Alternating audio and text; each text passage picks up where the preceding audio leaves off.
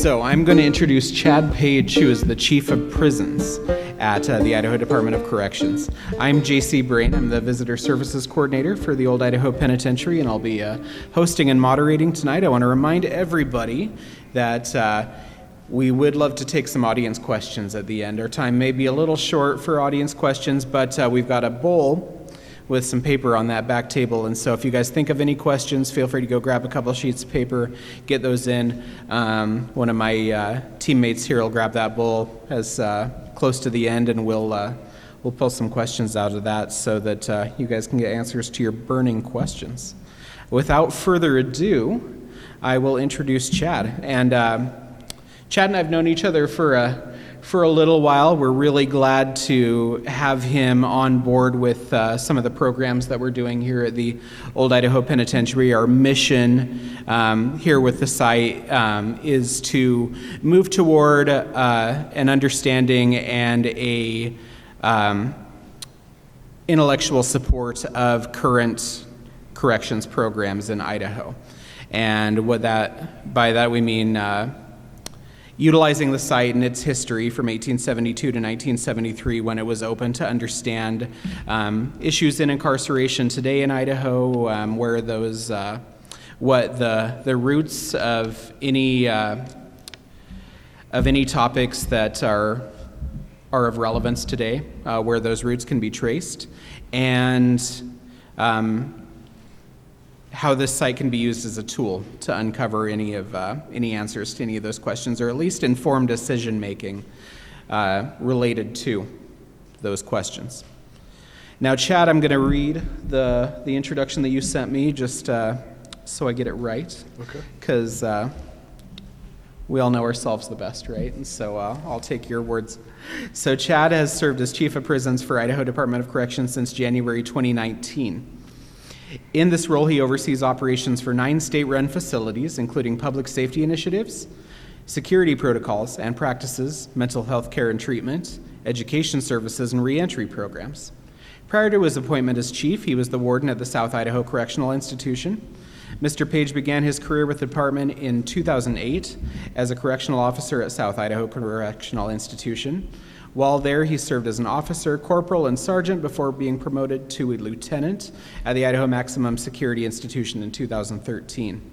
Idot houses approximately 8,000 incarcerated individuals in 9 state-owned prison facilities and in 5 community reentry centers, one of which is actually just adjacent to our site. So welcome. Thank you. Yeah, do you have any opening thoughts, or do you just want us to launch into some of our discussion points? Well, I want to start off by thanking you for inviting me out and giving me the opportunity to kind of tell our story and the things that are going on. And I'm appreciative to have guests out in the audience, and I brought some people with me. I've got some cheerleaders along with me. I got to start with my wife, because I'll get in super trouble if I go any other way. Audrey's with me today. Morticia. She's a American bully, 4-year-old American bully. She's kind of the Idot mascot, and we kind of stumbled into that. But she spends a lot of time out in the facility. Basically every day she's out in facilities with me, or central office, or wherever. She's not used to being on a leash. She's generally on the go, and she knows what I'm talking about. She's the acting chief of prisons, correct? She is. Yeah. And then I've got a couple friends here, and we're also formerly incarcerated. So it's cool to have them here with me and supporting, and we've built a pretty cool relationship over the years. And so when I threw that offer out there, I didn't know if they'd come out and hang with me tonight, but they're here tonight. So Michael Copenhaver and Mark Person. So thank you guys for being out here with me. So yeah, we can jump in, man. I'm excited. Awesome. Yeah, I want to say we appreciate any insight into this world that we study, and so yeah, we definitely appreciate you guys coming out and joining us and starting these discussions and being engaged with us, because this is such a powerful educational tool here, and so yeah, thank you. So I mean, first question I've got is actually a really natural starting point. How did you decide to pursue this career field in corrections? Interesting. That's an interesting story, and I'll get into it a little bit. But it's I kind of stumbled into corrections in some ways. But you asked me earlier to tell me your life story, so I'm going to jump in there a little bit. When I was 10 years of age, I lost my father to a drunk driver. Pretty impactful. Obviously, losing your father and your mentor. And when that happened, it impacted me, and I started thinking about, as a child, as a young adult, like, what do I want to do? As every child does, what do you want to do when you grow up? What do you want to be? I knew that I wanted to get into law enforcement in some way. Not law enforcement to punish people, not anything in that manner, but it was actually to educate.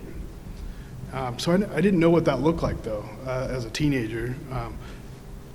I started applying for different law enforcement. I actually started in 2000. I was pretty young. I started with Idaho Fish and Game. That was my first experience with law enforcement. And it's not your typical law enforcement job, but it was like it's a starting point for me. Worked there for about 8 years. It was amazing. I was out in the country. There was no fences. There was no barbed wire. There's nothing really holding you back, and it was wilderness, and it was fun. But I always had this feeling like something's missing, like I'm not fulfilling in my career what I wanted to do. At that time too, my son was born, and I was traveling like crazy. Being a father who's away from home for 8 to 10 days at a time was not working for me, and so I knew I wanted to stay in law enforcement. I knew I wanted to go that direction, and so I started actually putting my feelers out and applications with all the local law enforcement. Sure. Law enforcement is a slow process through backgrounds and everything that goes along Training with it. and Yeah, and so when you apply for a job, you're looking at generally 6 months to a year before you actually get through the whole process. And so I did that. I flooded all the different local law enforcements. I really thought I wanted to go patrol. And so I saw an advertisement for Idaho Department of Correction, and I threw my app in there, and I was apprehensive because I was like, I've only seen some movies and stuff like that, and I was like, I don't know if corrections is really what I want to do. Got a call in and went to an interview. They knew my background and what I've already been doing, and so I got a conditional offer while I was there, and they said, you just need to get all your stuff turned in. Well, I sat on that for about a month, and they kept calling me like, hey, are you still interested? And I was super nervous, like, why would I want to go work in a prison? But I pushed it. I was like, I want to be home with my kids. I want this change, and so I'm going to go for it. And I jumped into it, and with a 2-year plan. 2 years, I'll get some experience with IDOC, and then I'll try to go patrol. I'm going to go out in the community and be on the road. I got there, and I was assigned, as you said, and when you read it off, to the South Idaho Correctional Institution. And that's a minimum custody facility where men and women can go out in the community and work, supervised with staff. And I quickly got that experience of being a role model, like working with guys and being able to help them through some of the battles and the things they were going through. And it just clicked for me, like, this is my calling. I had no idea when I started with it. And I figured out I found my why. And so from that point on, the career has been very easy because I wake up every day excited about what I'm getting, where I go and what I get to do. It's motivating. I run out the door ready to go. And so if you ask me to go to patrol now, I would tell you there's no way I would do it. The interactions that I get, these relationships I built with these guys, I couldn't get that out on patrol. Sure. You pull somebody over, and maybe you do stop somebody from committing a DUI or something else, but then it's a 10-minute, 30-minute interaction, and then you move on to the next call. In corrections, you spend a lot of time with these men and women and helping and sending them on the right path. So that was a long answer for that. That's a great answer, yeah. But that's my why. So it's the opportunity to build, lasting relationships with folks and be able to have a more lasting impact than, a 10-minute 10-minute stop, yeah. stop can do. Yeah, that's way cool. Yeah. I mean, it is my understanding that you can just watch a couple of prison movies and you'd know everything that you'd need to know. But I'll take your word for it, and yeah. Yeah. And so another one of the questions that our staff came up with was, actually I had one specifically I wanted to follow this up with.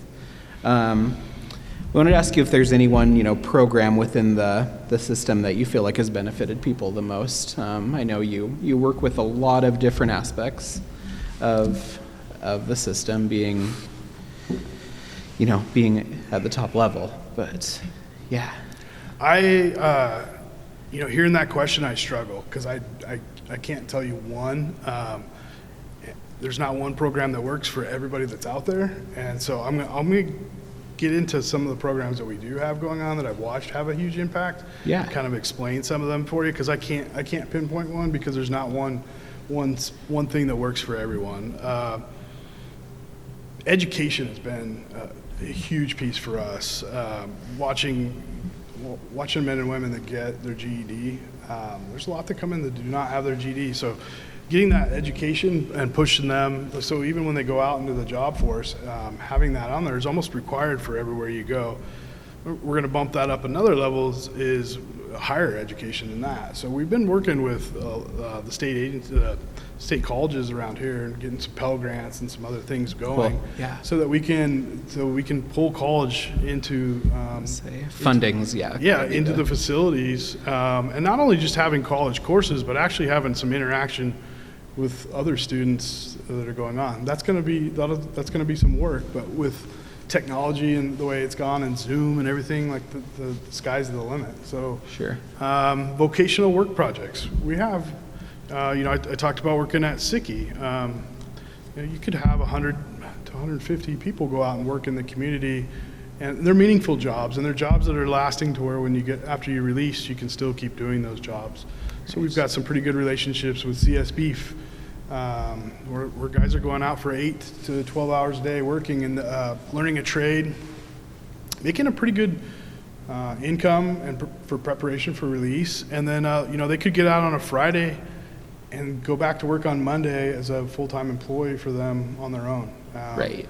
And so that's had a huge impact on our guys. We've got some ag work that we've done out in the fields too, teaching them that trade and agricultural. There's so many different avenues for these guys and gals to get experience in our system. I think programming wise too as well, like we're using evidence-based practices instead of just our traditional things that we used to do. So really honing in on that and making sure that they're getting the things they need to be successful as they enter back into the world, to society. That's definitely what we've seen just with, from history, is that, having programs within the facility can be beneficial, obviously, to the system, and it can build skills and everything, but it often can't replace making connections outside the community, so that you're building an external support system and not, losing your entire support system once once you've exited. So we love hearing about those the people who help with the transition. A question that, I'm going to say the C word. We did want to ask, just how the last couple of years have been with COVID at the sites, and what IDOC's response to the pandemic's been, and how are programs and facilities impacted. Just if you want to speak to that as in whatever capacity you would like to. Yeah, you said I have 45 minutes. Yeah. Here we go. We can talk COVID. You guys want to talk about COVID, right? It has been COVID has been a challenge. It's in corrections, we deal with a lot of emergencies. We deal with them on a frequent basis, daily. Last night was a fire. There's Oh, really? there's Okay. just things that happen daily, and so we manage that. We have a pretty good system for it. We use incident command system, and we know that day. We know how to operate it. But those things last anywhere from 10 minutes to an hour, 2 hours. You get into a pandemic like this that's large scale. There's a lot of activity and a lot of things that have to go into play in planning and moving forward, and how you still operate and run a facility in the midst of COVID. And so it's been a lot of work. It's been really hard on our staff, and it's been really hard on our population. So some of the things that that drastically changed was the facilities were pretty secure. We secured them down. Visitation. Yeah, visitation stopped. Like recreation looked different. It was very, very minimal. You're trying to take an audience like that in a small area where COVID could spread very quickly, and trying to isolate and contain it to areas. And COVID didn't start in our facilities; it started in the community. So you also need to take the precautions to not bring it into the population. So mask mandates were put into play for both our staff and for the population. Visiting came to a halt. Our religious volunteers that come in and do services and activities like that had to slow down, because the more you're introducing people into the prison system, the more you're taking a risk for the population. Well, I'd imagine gathering for services is also a gathering of Right. people, and Yeah, very similar to what we're experiencing out here. And so it did. It took a huge toll and impact. There's a lot of things that you don't think about when you're doing that, when you're running a facility. And it goes daily, and it just seems fine. But then you add COVID into the mix. Men and women need to go to parole hearings, and they need to go up to their county for a court hearing and stuff like that. And in the past, they were put on a transport bus, and they were moved up there. They would sit in a county jail, go to their hearing, and it'd be determined where they were going and what that looked like, and then we'd move them back, or they'd let them out. With COVID, we started utilizing our technology, so Zoom. So the court system had pretty much shut down for people coming in as well. So we had to get creative on that. So a lot of hearings were done over Zoom and other ways. And so we took advantage. We did receive some funding. Our broadband was horrible, and so we used some of that funding to beef up our broadband so we could do those hearings, and then video visiting. I'm not a big fan of it. It gives an opportunity for our population to connect with their family and get some visual, but it's just not visiting like it is in person. it's not. And so we put a lot of effort into that, setting that visiting schedule up. Not ideal. It's pretty hard when you have 8,000 that need to get visits in, but I think we did a good job of setting it up. Took some of that cost. It's not cheap to do those. We assisted with some of those costs just so they could have those interactions. Added some phone time to them, stuff like that, to kind of work through those. Sure. It's been interesting, and we work very closely with the CDC guidance. We had a state epi that was assigned to us. The governor saw that we were going into a pretty big pandemic, and luckily state epi was assigned to us to assist with that. And so as things change and as those new guidances come through, and it looks different for facilities and corrections than it does even for the public. It's a lot more stringent. Were they able to do vaccination clinics and things like that? Did vaccination clinics for our population and for our staff. A lot of people participated in it. Great. A lot of people took advantage of having the opportunity. Yeah. Vaccines, and then right now it's the boosters and getting those out. They've been really hard to get a hold of. as they've come out, but as we get them, we're doing that. Testing, we do testing nonstop. We're talking, I didn't look at the numbers before, but I know over 20,000 tests, COVID tests, because you really want to quickly figure out where you have it. 20,000 cumulatively. Yeah, well, I'm being conservative in that. Yeah. And so it is, if you get some signs and symptoms, you test the whole area, see where you have it at, you isolate and contain. So you pull your positives out and they move to a different area and keep your negative, and you're working constantly to try to keep it out of the whole, the whole system. Right. So that's very, very, very challenging and very frustrating for the population and for the staff, because it's a lot of moves. We stopped transports in from our county jails for a while to kind of try to slow it off. But that made it hard. We had to reintroduce that, but as they would come into our system, quarantine for the 14 days right off the bat, and offer up the vaccine, the testing, and start that process moving forward. So it's been a long 2 years.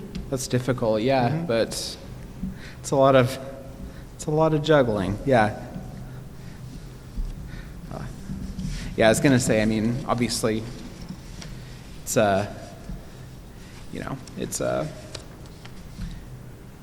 it's the same as the rest of the world's doing, but it's like it's your own kind of world, right? That you're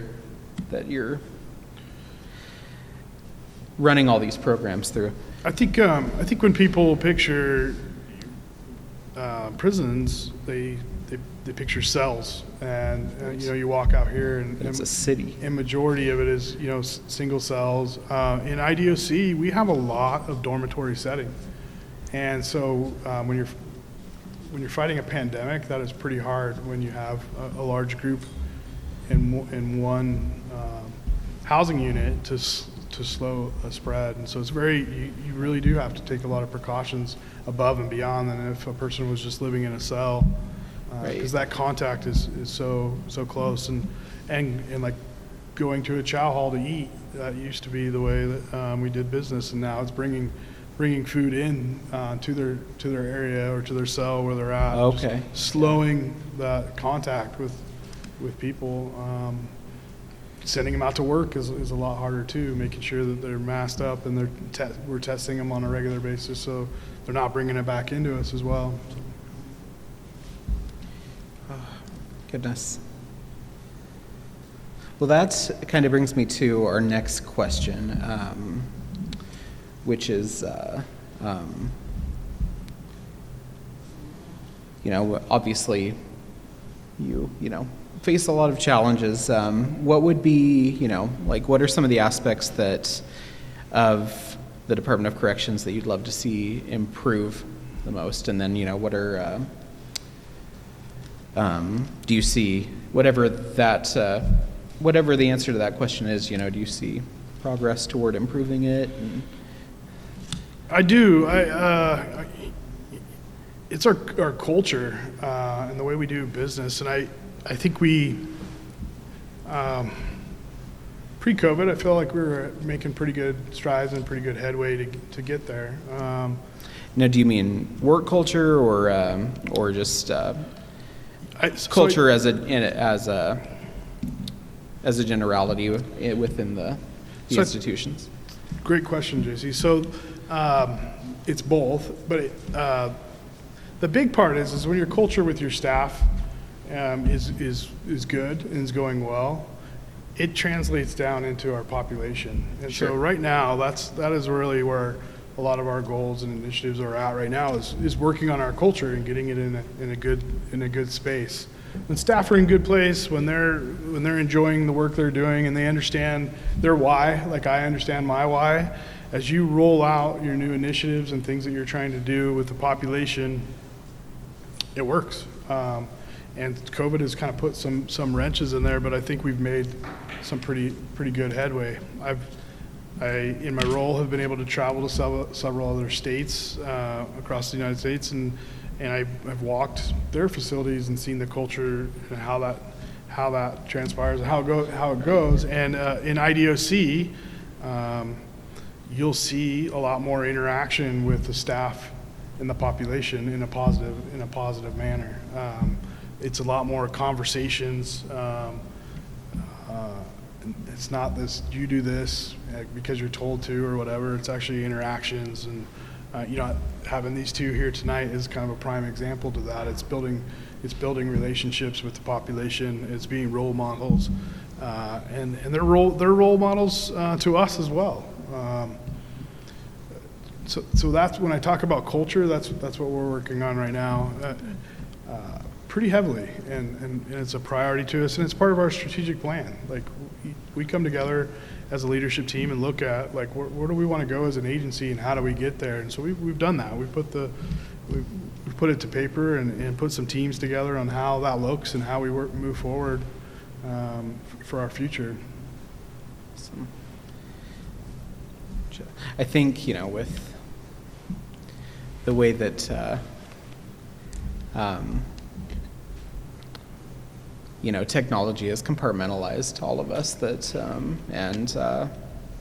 that work culture is a strong goal for a lot of people right now. And, something, that we work with too here. Another question I had for you is, how do you feel about the movement of those folks who are in minimum security facilities out of state over the last few years? Just with that transitioning in order for space and that sort of thing. I hate it. Yeah. I'm not a big fan of it. I pulled the numbers today. I've got 475 guys in Arizona right now. 10 of those are minimum custody. When you go to move out of state, which there's not anybody in our agency that wants to move anybody out of state. It's all by necessity. But when we do that, we're really trying to be mindful of who's going there and how do we make it the best situation, for all parties involved. You move them out of state, you're taking them away from that contact with their family. Right. You're taking them away from programming and the things that we have going on. We've added that programming aspect into our contract out of state, so it is an opportunity to get it there, but it's not the same. If it was up to us, we'd have everybody here. We want them here in state. We want to have those interactions, but it's not a reality for us at the current time, but we're always looking for opportunities. So when those guys get close, we're trying to pull them back in, and we're trying to integrate them back into society with work opportunities, with the programming they need. They're getting, like I said, they're getting some of that there, but really trying to get them that 2-year mark before they're even going out and getting them there. So our guys that are there have, for the most part, have pretty long sentences. Right.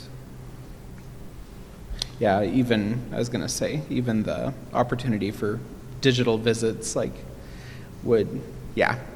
still wouldn't be an amazing substitute. And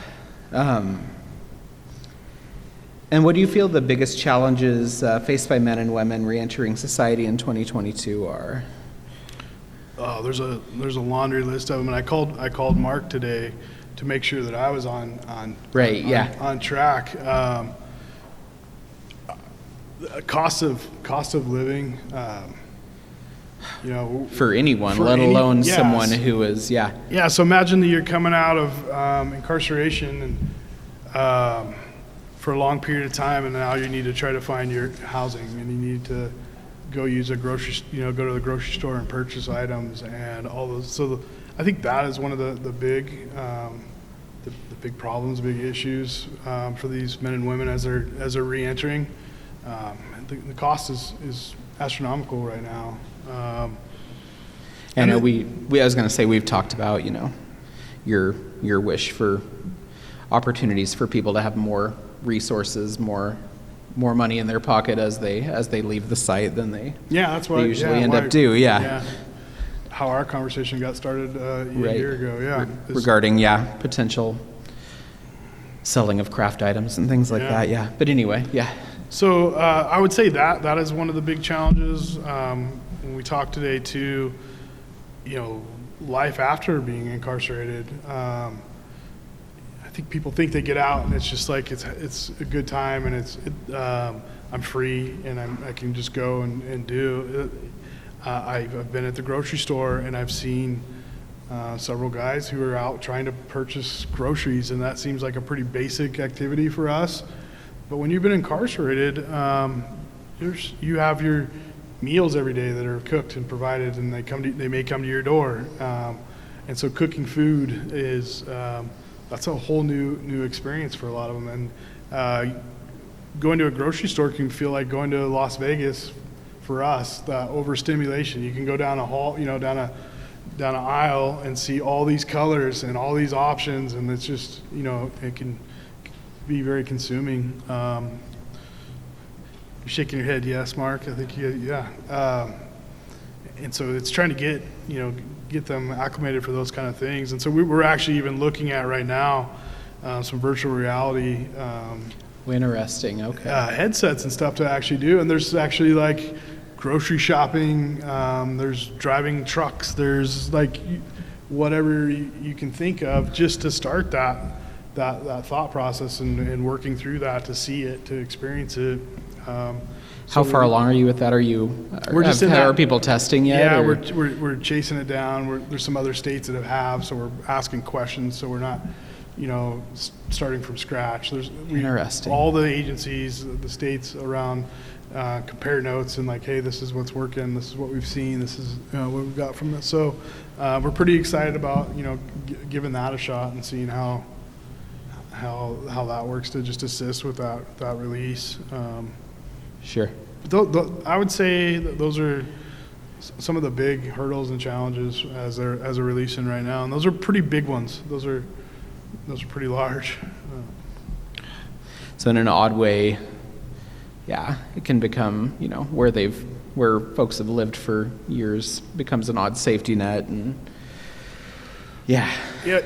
presents more challenges than you realize. One of the other things that release. one of the other things we're trying to do to combat that is like we have a new building that's being built. In that design, we've added some kitchenettes into it to where there's actually an area to get like just that acclimating to those activities and getting that experience. And that's something that you haven't experienced before. When you walk around the facilities, or haven't had that in the past. It's been very, very prison, and incarceration doesn't have to feel and be that way, and still get the job accomplished. Next question is actually, relating to our friend over there. What is your opinion of the Inmate Dog Alliance Project of Idaho? So that has been an amazing project, and the impact that it's had on the population and staff. To be honest, both sides of the house. And my dog is here tonight, and Morticia, she goes out, and when we walked into the door today, one of your staff was like, "Oh my gosh, you just made my day." Well, that's the experience that we get when we have the dog program going on. That's why Morticia's out walking the facilities with me and experiencing that. A lot of our men and women have never had something to really take care of that same way. So it's a pretty good incentive for them when that program is up and running, and because they're spending 24/7 with them through that process, living in their cell. They've got a crate, and they're going through all the training process with them. And those men and women take a lot of pride in training those dogs. They're pretty sad when they leave, but they're pretty excited for them. And then another batch is coming in, and they're starting from scratch again. I got to tell you, it's hilarious. I would say over 90% of them get adopted by my staff. I don't know how many of them actually make it out because they get to experience them out on the tier and in the units, and they fall in love with them, and so they're online adopting them before they make it out. So there's a big percentage of them that are living with our staff now. I was going to say another reason I couldn't do what you do. I'd have 50 dogs. Right. Yeah, so. Right. Well, if it was up to my wife, it would be the same. So it has been a good program. It it took a hit during COVID. We had to, like I said, visiting coming in. So that was a part of it, is the trainers having to come in. A lot of people got dogs during COVID. The work from home. So they're like, oh, we'll have a companion. Now people are going back to work, and so we're seeing that. So we've reached out. Last June, we saw our numbers in COVID kind of drop. The whole state saw that, and so reached out to the program. Excuse me, and we're working with them to try to get it back up and rolling. And that was an interesting conversation. The dog situation has changed in the sense that a lot of dogs with aggression, and so they're not really appropriate dogs for coming in. Before COVID, a lot of the dogs that we had coming into our system were actually coming from a national disaster somewhere else. So if you had a flood somewhere, like fire, large, forest fire or something, and they couldn't find the owners, they'd send them to the Humane Society. The Humane Society would send them our direction after not being able to locate them, and then they'd have some training issues, but they were really pretty good dogs, just obedience training and those kind of things. And so they'd send them our direction, and our men and women would get them on track, and so we've seen those numbers decrease as of late. But we're in still talks with them. We're still trying to get that back up and rolling because the benefit has been so huge. We do have relationships still with them with cats, and so we have it's called the Whiskers Program. That's at the South Boise Women's. That's taking in small cats, kittens. A foster program. Yeah, they're not doing well, so the ladies are doing a lot of bottle feeding, giving them meds, milking them back, into shape so they can go back to the Humane Society and be adopted out. That program has been huge for us. They started that. We kicked that off. We watched our suicide attempt rates and our suicide watches and all those numbers like overnight drastically drop. That's amazing. Because they're giving them something to care for, a reason, and they're excited about it. So that's been a huge program for us, and a lot of success out of that. It doesn't take all the training, so you don't need people coming in. Sure. You get a batch of cats, they work with them, milk them back to shape, and then get them adopted. How do people get involved in that? Do they apply for the program? Incarcerated individuals, do they apply for it? And is there generally a high demand to get involved in it? Or Yeah, I think a majority of the ladies want to be involved in it. There is a process to get signed up to be in there, and then it's also an incentive based. Like, so if you're doing well in your programming and everything else, then you're going to be able to be a part of that. And so it kind of gives that incentive to be a part of that program and stay in that, working in that, living in that area. And is the Alliance project, is it with the Humane Society, or is IDAP like its own entity? It's Mark. It's with the Idaho Humane Society, and then we have up in Orofino. We have Orofino's working with one out of, I believe it's Utah, and so it's a different program. We're still seeing some dogs that come through that system, and that's been working really well up there as well. PAWS is what it's called. So, yeah, they're starting the process now of even doing service animals and training. Okay. So, in the Boise complex, it was more just that obedience and training and just getting them ready to be adopted. Up north, they've even expanded on that to actually service dogs to training. Yeah, the training for it, so they're ready to go. Yeah, and again, that's something, we've seen historically here. Yeah. Stories, some of our visitors' favorite stories are of animals that lived here and often in working capacities, but sometimes with no other purpose than as a source of, companionship for the folks that lived here. Because generally something we all share, right, is that humanity and that love of other living creatures. It's pretty awesome. It's pretty amazing. I could take her out. She'll go out into my mental health units, but she'll also go down into my segregation units, and you'll have a guy who's covered from head to toe in tattoos who will lay on the ground and, oh, what a good baby, and it's just it's fun to watch and see that interaction, and so it's therapeutic for all parties involved. It's pretty cool. So cool. Yeah. All right, I think so. I'm gonna tackle one more. Okay. And then how are we doing on time? Oh, sweet. Okay, so then we'll do some Q&A. Okay. Yeah. So where was that? Yeah. Just what aspect of Idot are you most proud of as far as how it's come along since you've been there? Feel free to brag on yourself.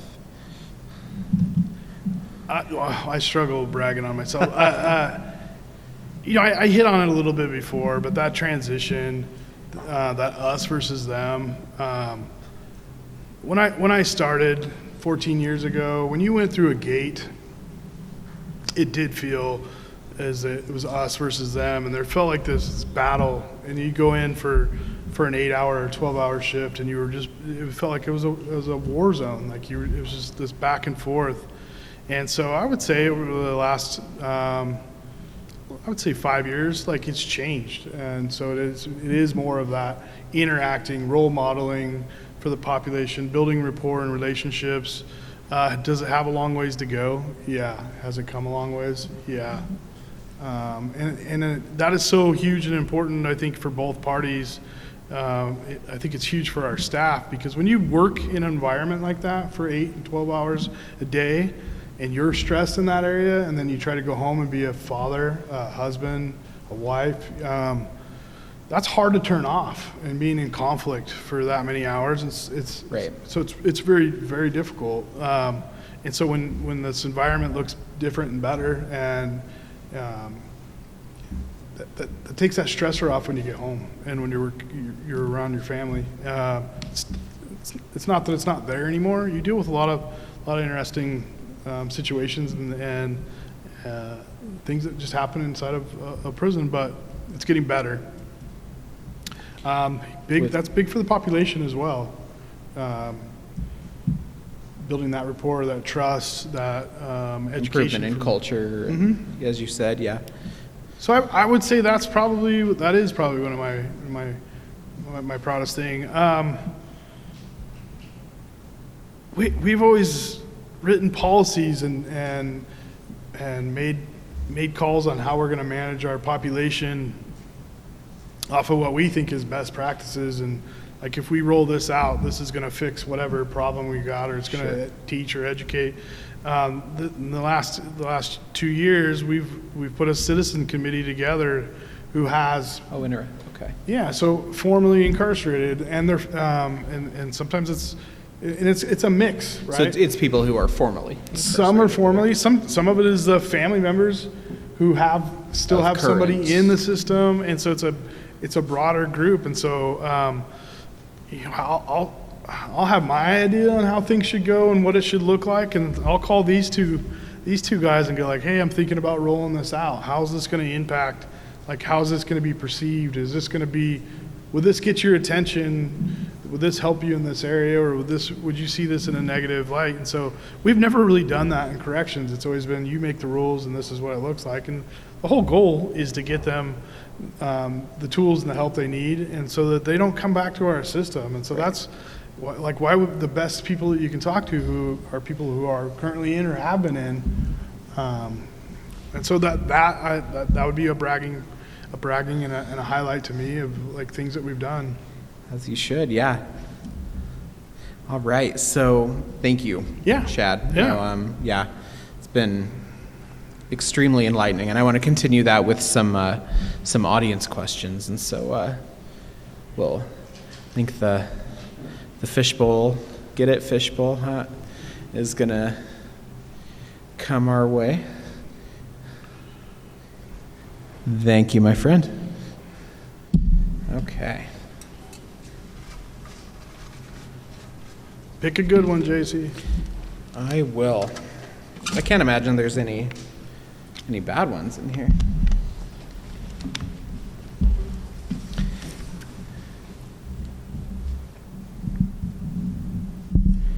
All right. So a question, is visitation still something that's digital currently, and do you see that changing anytime soon? So we've actually been able to open some of our visitation around the state. It's open and closed. So when we have outbreak, you'll see an area close back down while we quarantine and go through that process, and then you'll see it come back open. Our staffing levels have been pretty low, so that's the other thing that weighs in on our ability to do visiting as well. But our goal is to get our visiting back up and going. And so we use our website and put out notifications that way through Facebook and some other ways to kind of say visitation is open at these facilities and these are the times. It's limited, but like really trying to get back to having visitation. Now, I don't know if your idea of entertainment is watching television series or movies about prisons or incarceration, or if you'd rather escape that. But one of our folks asked, "What is the most accurate portrayal of prison that you've seen on TV or film?" I've got to be honest with you. I've seen a few of them. I have watched them, and I really haven't seen anything that for IDOC. You're like, that really like hits the mark. I mean, I've watched a few of them, and there's little bits and pieces of them that you can see, but just generally over dramatized. No, yeah. I mean, it's not going to be. We talked about some pretty interesting things tonight, and it's things for rehabilitation and preparing. Like, I don't think anybody out in public really wants to watch that. They want to see somebody go in and tackle somebody, and they want to see somebody get hurt, and like that's what sells. And so when I watch these shows, I'm like, it's not very impressive. I don't think it captures it. We'll develop something more accurate, Chad. We'll talk after the after the program. Now, so what recreational opportunities are available to residents? What's and you don't have to speak currently if you'd prefer, if programming is limited right now. But yeah, it's something that we talk a lot about here as far as sports, recreation, things like that. Is that something that's still available? Been obviously through COVID. It's been pretty rough to have. Now, pre-COVID, and it really depends on which facility you're at. So each facility, it looks a little bit differently in what the rec yard or you go to our medium custody facility. It has a full-size gym that has basketball courts, it has weight room, it has a ton of stuff for those guys to do to get their energy out. Each one of them has a track. In those, over the years, we've done marathons, we've done half marathons, we've done different races. Yeah, it's in a small area, but we'll put on one of our local races are going on, we'll do a race out there too, and we'll have some prizes for them, and so they can participate in it. Softball is a big activity in most of our facilities that they love. We've done some tournaments. Because it is pretty competitive, and we've also done tournaments where we go play. It's a staff versus population, and that's cool. It's pretty awesome. I was a warden when I was a warden at Sickey. That was one of the first ones. That had been years.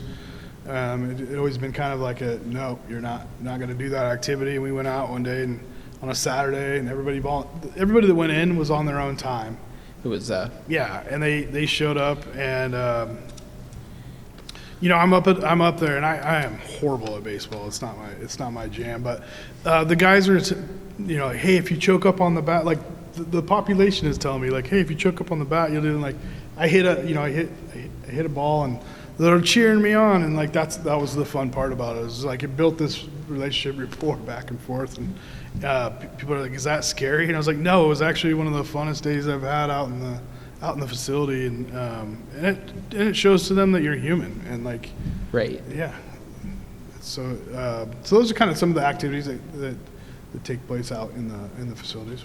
Yeah. So yeah, we've had that several times, and that kind of an incentive deal for no disciplinary action and stuff like that. We've done a handful of car show, motorcycle shows, and so very cool. Those guys bring them in. It is quite an effort to bring those cars in.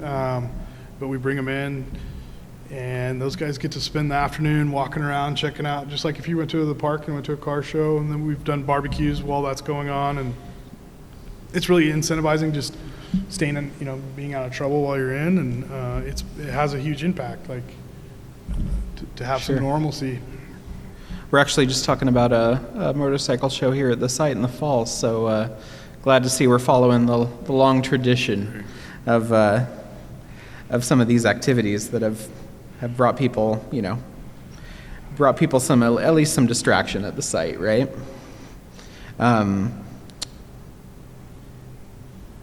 Have you seen, I know we touched on this, but with COVID, going down in public, are you seeing that kind of in line at the facilities? Yeah, or the new strains, It feels like we hit our spike, and we're seeing it go the opposite direction. 3 weeks ago, I had department-wide, I had close to 200 staff out with COVID. Wow. Either having COVID At once. or having contact with somebody. So even when they have contact and they had it in their house or whatever, like, to slow that, we have to say, hey, you need to quarantine for this many days. And so in a prison setting, that makes it pretty hard. So if you would have asked me to come out, if this would have been 2 weeks ago, I would have probably been out in a post, out at our maximum security or whatever, working on the floor instead of being able to come down here with you. So like, it was all hands, and has been all hands on deck. Probably seen on the news, National Guard has been out assisting us and helping us do that. And that was really driven by, we do have staff shortages, and that's been rough, but it was that. Then you tap on 200 people out. I'm saying agency-wide across the state, Right. but like it hits hard. How many, actually, this is one of the questions, how many staff does Idot currently have? Like, just, how many people does the agency employ? We're Ballpark? Exact number? No. 1,900, and we're right around 2,000, 2,100 staff, like agency-wide, statewide. When we're fully staffed, my division's right around 1,100, 1,200, just for the prisons part of it, statewide. And that's a lot of folks who are making an impact. And so, yeah, we thank you for, doing what you do and for sharing your knowledge with us. We really appreciate it.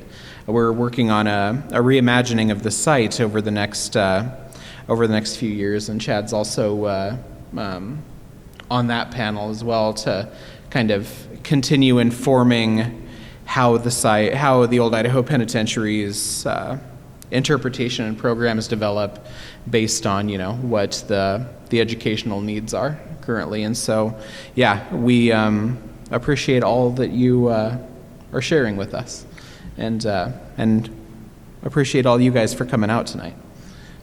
Thank you for the opportunity, and it is wonderful to tell the story. Most of our facilities are outside of town.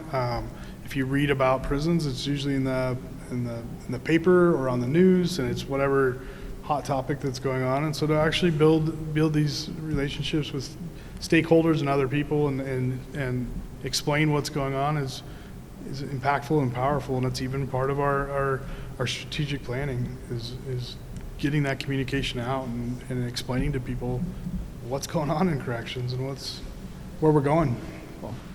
And Chad actually, reached out to us. That's to me one day about after I had moved over to this job. Chad reconnected, and yeah, we're very glad you did. Thank you. So thank you. And thank you everybody. Yeah, we appreciate everyone coming out tonight.